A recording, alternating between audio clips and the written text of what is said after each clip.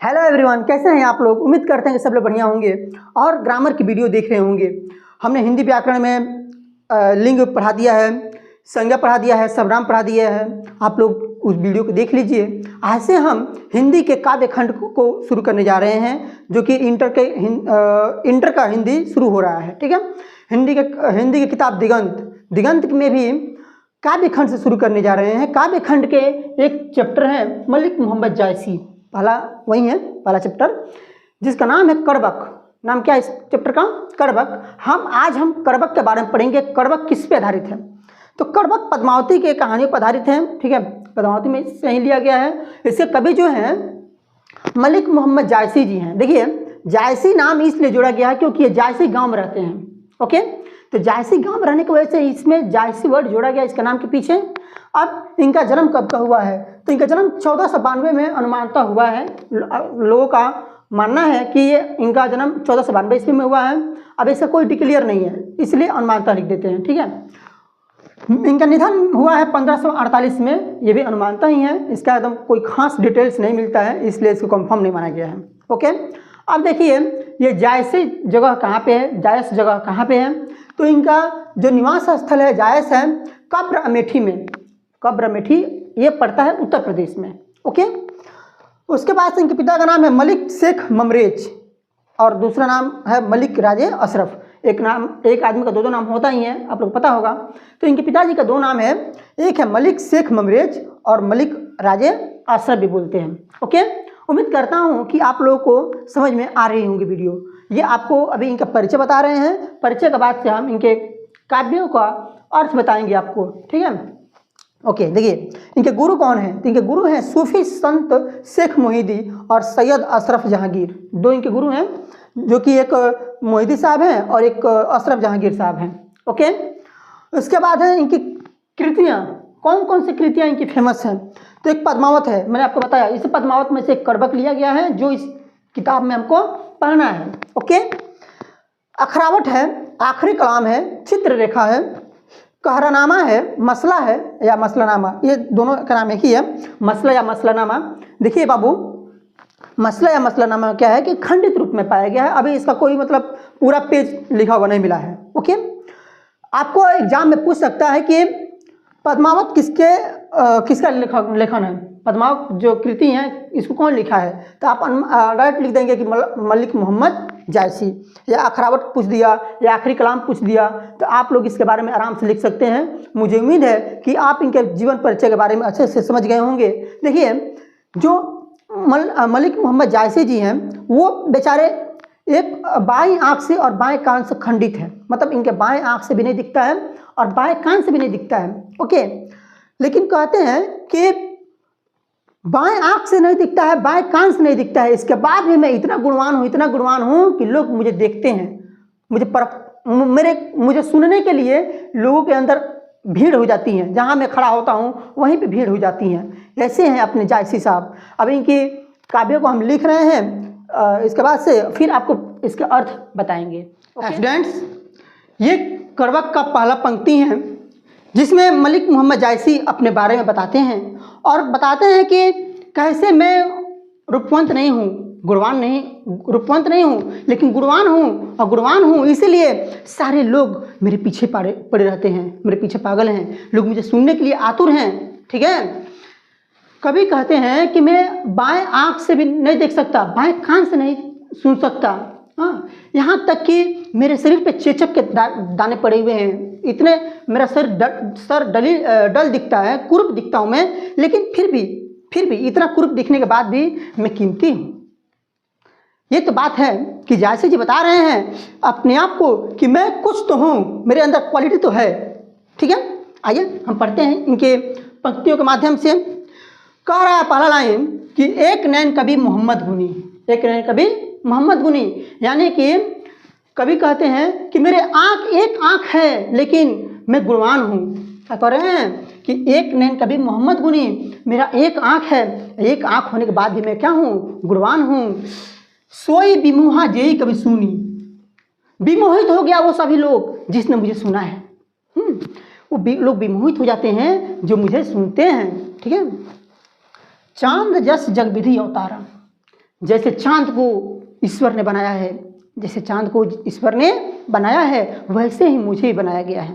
ठीक है जी, कहते हैं कि जैसे चांद को ईश्वर ने बनाया है वैसे ही मुझे ही बनाया है। ठीक है, कह रहे हैं कि दिन कलंक किन्हीं उजियारा।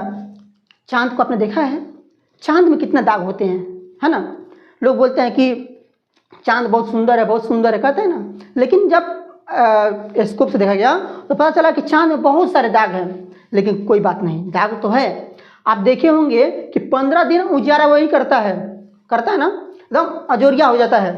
देखो होगा आपने, अजोरिया भी नहीं होता है, फिर भी सूर्य से प्रकाश लेकर वो मुझे उजियारा करता है। वैसे ये भी कह रहे हैं कि चांद में कह रहे हैं कि चांद जस जब विधि अवतारा, कि चांद के जैसे मुझे भी इस धरती पर उतारा गया है। चांद में भी दाग हैं लेकिन वो उजियारा करता है, वैसे मुझे भी ईश्वर ने इस धरती पर उतारा है चांद के जैसे। मुझ में भी कलंक है, मुझ में भी दाग है, लेकिन मैं भी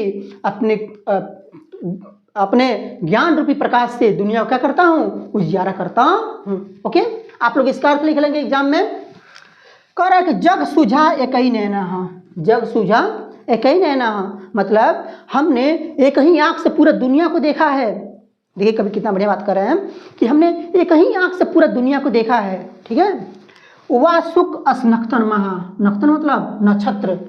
कह रहे हैं कि जैसे शुक्र का प्रणाम सुना होगा ना, शुक्र ग्रह का, जैसे शुक्र ग्रह नक्षत्रों के बीच में चमकता रहता है, वैसे ही मैं अकेला एक ही आंख से पूरे दुनिया को क्या कर लिया हूँ, देख लिया हूँ। ओके, चलिए एक बार और बताते हैं इसको। जग सुझा एक ही नैना, जग सुझा एक ही नैना, मैंने एक ही आंख से पूरे दुनिया को देखा है।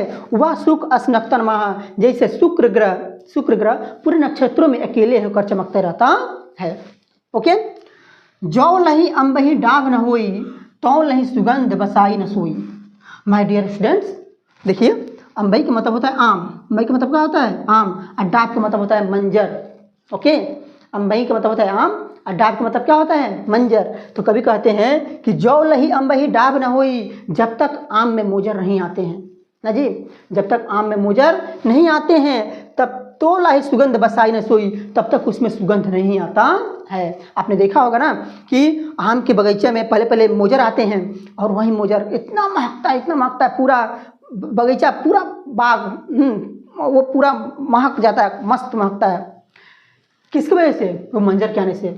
कहते हैं वैसे ही कह रहे हैं कि कभी कह रहे हैं कि जब तक आम में मोजर नहीं आता है तब तक पूरा बाग क्या होता है, सुगंधित नहीं होता है। वैसे ही जब तक आम के में मंजर नहीं आते हैं तब तक उसमें क्या होता है, सुगंध नहीं आता है। ठीक है, मंजर आते हैं सुगंध, तभी सुगंध पूरा हो जाता है बाग में। और आपने देखा होगा उसी तरह मतलब कभी कह रहे हैं कि अब देखिए आपको ध्यान दिए होंगे कि जब मंजर आता है ना तो बहुत नुकीला होता है और उसे पूरे तूफानों में से लड़ना पड़ता है, पूरे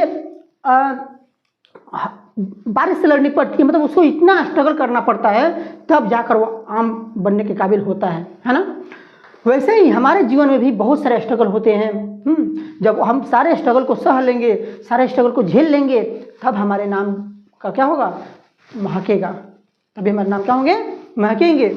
आगे कह रहे हैं कि किन समुद्र पानी जो खारा, तो अति भयऊ असोझ अपारा, मतलब कि किन समुद्र पानी जो खारा। देखिए समुद्र का पानी क्या होता है, खारा होता है। कह रहे हैं कभी कि समुद्र को देखिए भगवान ने कैसा बनाया है कि इसको खारा बनाया है। खारा मतलब कि उसकी क्वालिटी है कि एक कमी दे दिए हैं ना, समुद्र में कमी दे दिए हैं, खारा बना दिए हैं। लेकिन वो खारा हो गया तो क्या हो गया, तो अति भयऊ असूझ अपारा। ये खारा है भले, लेकिन ये असूझ है, ये अपरंपार है। आपने देखा होगा कि समुद्र इतना बड़ा होता है, इतना विशाल होता है कि उसको समझना हमारे बस की बात नहीं है, हम लोग उसका अनुमान नहीं लगा पाते हैं। उसी तरह आपके अगर जीवन में अगर कोई व्यक्ति ऐसा दिखता है कि कोई उसके अंदर कमियां हैं, तो आप उसकी कमियों को देख कर ये मत समझिए कि वो हमारे लायक नहीं है।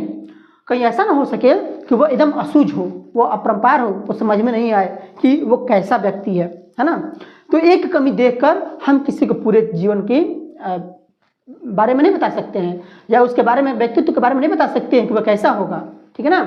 कभी यही कह रहे हैं कि किन समुद्र पानी जो खारा, मतलब समुद्र का पानी खारा होता है, लेकिन उसके बाद भी वो क्या है, असूझ है, उसको हम नाप नहीं सकते हैं। ठीक है ना। चलिए अगला लाइन देखते हैं।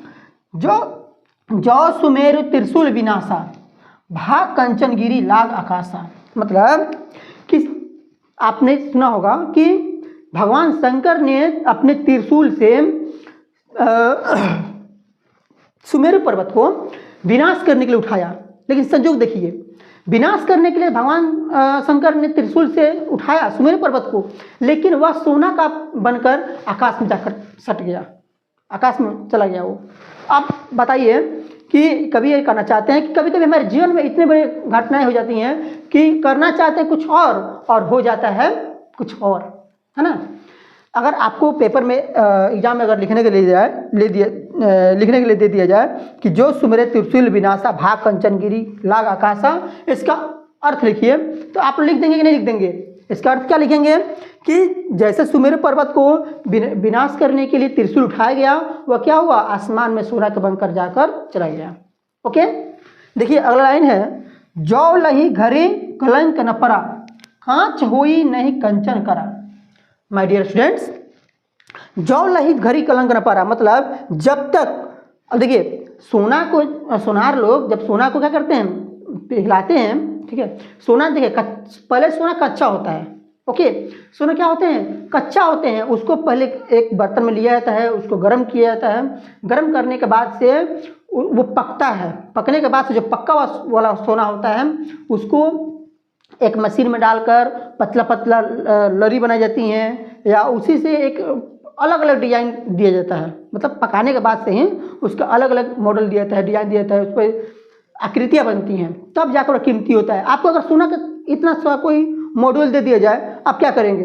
सोना का सिक्का किसी को पहनते हुए देखे हैं आप? नहीं देखे होंगे, क्योंकि उस पर कोई डिजाइन नहीं है, कोई उसमें अलंकृत नहीं है, तो आदमी दिखाने के लिए नहीं पहनता है सोना को।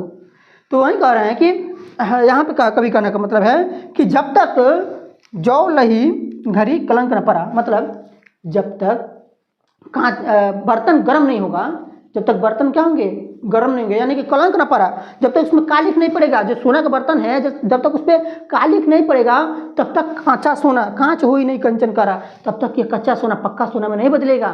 ठीक है, यानी हमारे जीवन में जब तक दुख नहीं आएंगे तब तक हम लोग सुखी नहीं हो सकते हैं। ओके, जब तक हमारे जीवन में दुख नहीं आएंगे तब तक हम लोग सुखी नहीं हो सकते हैं। कोई दुख आता है उससे हम लोग निपटते हैं, फिर जीवन जीने के बारे में हम लोग समझने लगते हैं कि हम इससे कैसे निपटेंगे, है कि नहीं। चलिए अगला देखते हैं लाइन, कहते हैं कभी एक नयन जस दर्पण और ते ही निर्मल भाव।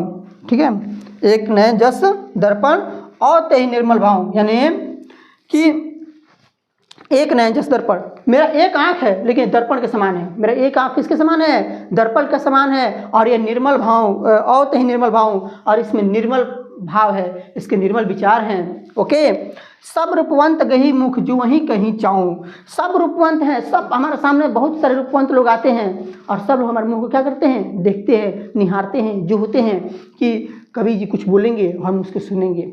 ओके, आई होप आपको इस काव्य का अर्थ समझ में आया होगा। अब हम इसको इरेज करने के बाद से जो इसके दूसरा पार्ट है उसका अर्थ बताने आपको जा रहे हैं। ओके, हमने इसके पहले पार्ट को पढ़ लिया था, अब दूसरे पार्ट को पढ़ने जा रहे हैं। अब इसमें मलिक मोहम्मद जायसी क्या बताते हैं इसके बारे में हम पढ़ेंगे। ओके, दूसरा लाइन में बोलते हैं कवि, इस पंक्ति में देखिए क्या बोल रहे हैं कि मोहम्मद यही कभी जोरी सुनावा, सुना जो प्रेम पीर गा पावा। देखिए कवि क्या कहते हैं कि मोहम्मद यही कभी जोरी सुनावा, मतलब कवि मोहम्मद जी कह रहे हैं कि ये कविता जो है, ये जो लाइन है, ये मैं जोड़ जोड़ कर सुना रहा हूँ। ठीक है, ये नहीं है कि मतलब लिखा हुआ है, नहीं, शब्दों को जोड़ जोड़ कर मैं इस कविता को बनाकर और आपको सुना रहा हूँ। यही नहीं, सुनिए, सुना जो प्रेम पीर का गावा, जिसने भी इस कविता को सुना है वो प्रेम के पीड़ा में पड़ गया है। ठीक है, सुना जो प्रेम पीर का गावा, जिसने भी इस कविता को सुना है वो प्रेम के पीड़ा में क्या हो गया है, पड़ गया है।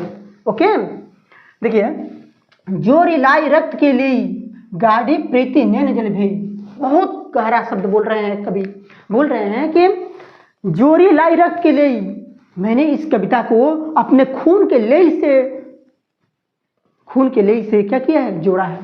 मतलब जोड़ लाई रक्त के लेई। आप लोग जानते हैं ना कि आपने देखा होगा गाँव वगैरह में, चाहे कहीं पे भी देखोगे कि हम लोग पोस्टर वगैरह सटाने के लिए क्या करते हैं, ले लगाते हैं। वो आटा का लेई होता है ना, आटा को लेके हम लोग लगा देते हैं कागज़ पे और चिपका देते हैं। ओके, या आपके पास लेई होगा, कॉपी किताब साटने के लिए भी लेई आता है, एक आता है ना, तो उसे हम सटाते हैं। लेकिन कभी कह रहे हैं कि इस जो कविता को मैं लिख रहा हूँ, मैंने इसको अपने खून के लेई से बनाया है। मतलब इतना इसको बेहतरीन तरीके से बता रहे हैं कि मैंने इसमें बहुत अधिक मेहनत किया है, एक एक शब्द को बहुत चुन चुन कर लिखा है ना। जोड़ लाई रक्त के लेई, मैंने इस कविता को खून के लेई से क्या किया है, जोड़ा है। गाढ़े प्रेत नैन जल भेई, और जब मैंने इसको लिख रहा था, जब मैंने इसको जोड़ रहा था, तो मेरी आँख क्या हो गए, भर गए। गाढ़े प्रीत नैन जल भेई, प्रीत के मारे, प्रेम के मारे मेरे आँख क्या हो गए, इसमें भर जाते हैं। अजय ओ मन जाने कवित अस्किन्हा, ओ मन जाने कवित अस्किन्हा, ये मेरा मन ही जानता है कि मेरी कविता कैसी है। ये मेरा मन ही जानता है। देखिए, आप जब कोई काम करते होंगे ना, बहुत जब मेहनत करते हैं, बहुत जब मेहनत करते हैं, तो आपका ही मन जानता है कि कितना मेहनत लगा इस काम करने में। जैसे मैं वीडियो बना रहा हूँ, तो मेरा ही मन जानता है कि कितना मेहनत से वीडियो बन रहा है। बाकी लोग कैसे पता चलेगा, है कि नहीं। माकू यह रहे जगत मन चिन्हा, कह रहे हैं कि मेरा मन ही जानता है कि, हाँ, यह मेरा मन ही जानता है कि और मन जाने कभी तस्किना, ये मेरा मन ही जानता है कि मेरी कविता कैसी है। मकू यह रहे जगत मन चिन्हा, मैं रहूं या नहीं रहूं, लेकिन जगत में क्या रह जाएंगी, ये मेरी पहचान बनकर रह जाएंगी। आदमी तो चला जाता है, लेकिन उनकी पहचान क्या होती है, उनकी कीर्ति, जो छोड़कर चले जाते हैं अपनी पहचान, वही रह जाती हैं। पता है ना आप लोगों को। जैसे मान लीजिए कि भगत सिंह हो गए, भगत सिंह हो गए। अब भगत सिंह तो चले गए हैं, लेकिन उनकी नाम है ना, अभी भी उनकी नाम तो है, ठीक है। वही पहचान उनकी है कि भगत सिंह है, चंद्रशेखर आजाद हैं, वो लोग चले गए, लेकिन उनकी नाम बची हुई है। देखिए आगे के लाइन में क्या कह रहे हैं कवि, ये लाइन बहुत इंपॉर्टेंट है, थोड़ा ध्यान से देखिएगा। कहाँ सो रतन सेनी अस राजा, कहाँ सो रतन सेनी अस राजा, वह राजा कहाँ गए, रतन सेन जिस राजा कहाँ गए। देखिए इस कविता को रतन सेन कौन थे, ये सुआ कौन है, राघव कौन है, अलाउद्दीन कौन है, इसके बारे में थोड़ा आप समझ लीजिए। मैं इसको थोड़ा इरेज कर देता हूँ और आपको समझाता हूँ, ठीक है। मैं इस 2 लाइन को इरेज करके आपको समझाता हूँ इसके बारे में। देखिए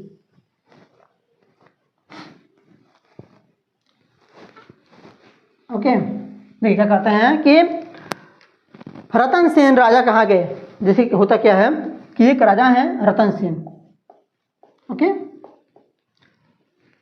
वो शादी किससे करते हैं, पद्मावती से।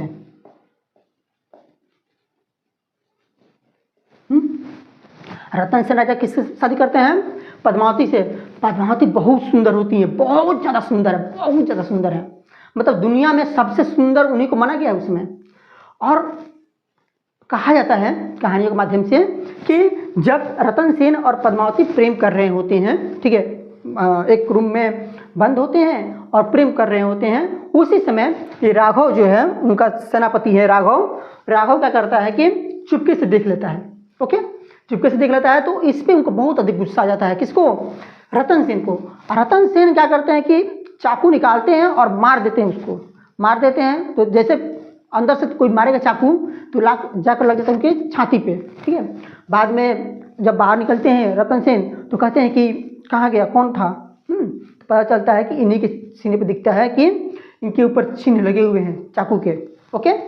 तो फिर रतन सेन इनको निकाल देते हैं अपने राज से कि हट भागो यहाँ से, मेरे राज में तुम नहीं रह सकते हो।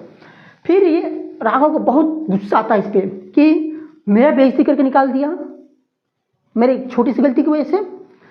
तो वो जाते हैं अलाउद्दीन के पास, ओके, और अलाउद्दीन के पास जाते हैं, अलाउद्दीन खिलजी के पास दिल्ली, और कहते हैं कि हे अलाउद्दीन, तुम्हारे पास क्या रानी है लोग, बस कुछ नहीं है सब, ये रानी लोग क्या है, रानी तो है पद्मावती। इतना बखान करते हैं, इतना बखान करते हैं, इतना बखान करते हैं कि अलाउद्दीन पागल हो जाता है देखने के लिए कि कौन है पद्मावती।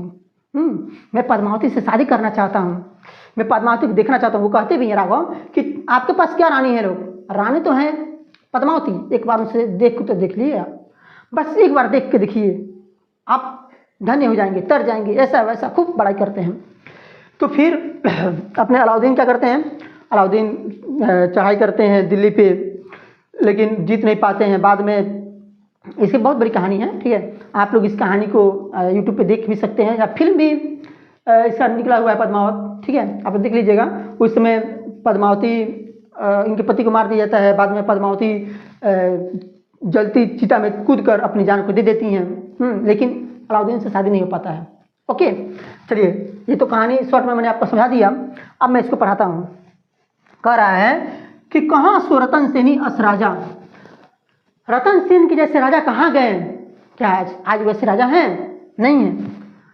कहाँ सुबा असी बुद्धि उपराजा, और सुबा के जैसे उपराजा कहाँ है, वैसे बुद्धिमान उपराजा कहाँ है सुबा के जैसे। कहाँ अलाउद्दीन सुल्तानू, और अलाउद्दीन सुल्तान के जैसे राजा कहाँ गए हैं, जो कि दिल्ली से चला आया था आक्रमण करने के लिए कनौज। बताइए, कनौज आ गया था दिल्ली से केवल किसके लिए, पद्मावती के लिए। और कह रहे हैं कहाँ राघव जय किन बखानू, और राघव जैसे आदमी कहाँ गया, राघव जैसे लोग कहाँ हैं अब, जो इतना बखान किया है, जो इतना बखान करने वाला आदमी अब कहाँ गया। कह स्वरूप पद्मावती रानी, बताइए कि वैसे सुंदर रानी, वैसे पद्मावती सुंदर रानी अब कहाँ गई, क्या अभी हैं, नहीं है। तो वैसे सुंदर स्वरूप पद्मावती रानी कहाँ गई। कोई न रहा जग रही कहानी, कोई नहीं रहा, अब कोई नहीं रहा, अब उनकी क्या रह गई हैं, कहानियां मात्र रह गई हैं। ओके, अब आप भी जानते हैं कि जब हम लोग कोई भी कर्तव्य करते हैं, जो कोई भी काम करते हैं, तो हम तो चले जाते हैं, लेकिन हमारे जो अच्छे कर्म होते हैं या बुरे कर्म होते हैं, अगर बड़े स्तर पर करते हैं तो वहीं बस कहानियां रह जाती हैं, बाकी हम लोग तो खत्म हो जाते हैं, है ना।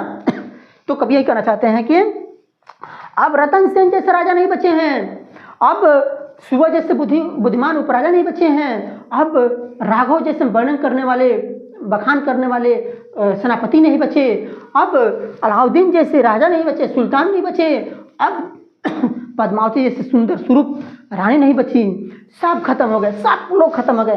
अब उनकी क्या बच रही है, अब उनकी बस कहानियां बची हुई रह गई हैं। ओके, अब देखिए क्या कहता है कि धानी स्वपुरुष जस कीर्ति जानू, फूल मरे पर मरे न बासु। माय डियर स्टूडेंट्स, देखिए कह रहा है कि धनो से पुरुष जस कीर्ति जानू, वही पुरुष महान है, वही पुरुष धनी है जिसके जग क्या है, जिसके कीर्ति बखान हो रहे हैं। ठीक है जी, धनी से पुरुष जस कीर्ति जानू, वही पुरुष, वही व्यक्ति, वही आदमी महान है जिसका यश है, जिसका कीर्ति है, वही धनिक है। बाकी आपके करोड़ों रुपए हो, आपके पास करोड़ों रुपया हो और आपको गाँव के लोग को नहीं जानता हो, आपके गांव में कोई इज्जत नहीं है। हम तो बहुत लोग को देखे हैं कि करोड़पति हैं और कहीं और उनके यहाँ कोई किसी की तबीयत खराब हो जाता है ना, तो कोई पूछने वाला नहीं होता है। तो बताओ, करोड़ों रुपया कोई कीमत है, नहीं है। और कुछ लोग तो हैं कि थोड़ा सा भी तबीयत खराब हुआ, सबसे मिलना जुलना है उनका, सबके यहाँ आए हैं, गए हैं, सबके दुख सुख में सम्मिलित हुए हैं, तो देखा जाता है कि वैसे कंडीशंस में वो तबीयत खराब होता है उनका, तो गाँव भर के लोग जुट जाते हैं। तो बताइए, करोड़पति लोग जो है वो महान है या कि जो गरीब है वो महान है। तो यहाँ पे पैसे से धनी कोई नहीं होता है, ठीक है। धनी वो आदमी है जिसकी कीर्ति बखान हो रही है। ओके, फूल मरे पे मरे न बासु, फूल तो मर जाते हैं लेकिन उनका वास नहीं मरता है, उनका महक नहीं मरता है। आपने देखा होगा कि गाड़ियों का सजाने में, शादी ब्याह का लगन चल रहा होगा, आपने देखा होगा कि फूल को तोड़ लिया जाता है और तोड़कर उसके मालाएं बना दी जाती हैं, उसको चिपका दिया जाता है गाड़ियों पे। क्यों?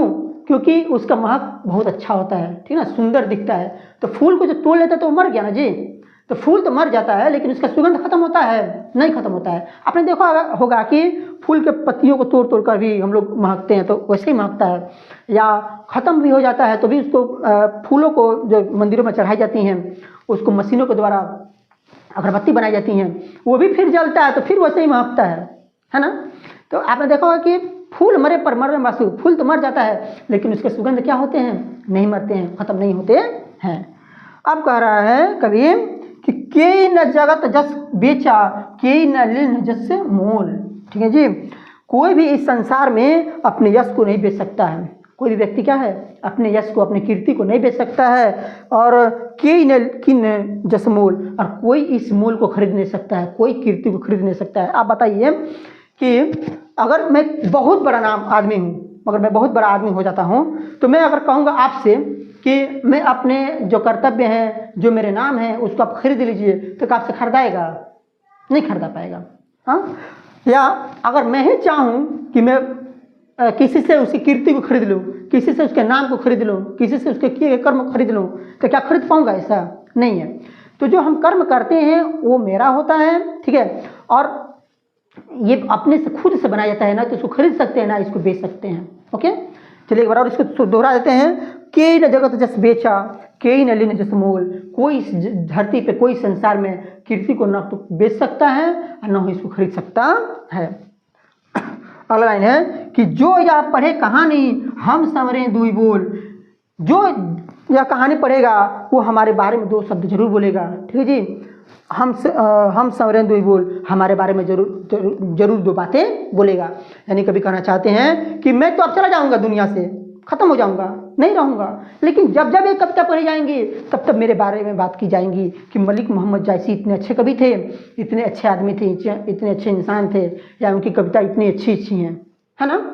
तो कवि इन कविताओं को इन पंक्तियों के माध्यम से बता रहे हैं कि कैसे कैसे हम लोग अपने कर्तव्य को करेंगे तो हमारे कर्तव्य अच्छे होंगे। ठीक है, और इसको कीर्ति को बेच नहीं सकते हैं, न खरीद सकते हैं। आपसे मुझे उम्मीद है कि आपको ये पंक्तियाँ समझ में आई होंगी, आपको एक काव्य खंड के अर्थ समझ में आए होंगे।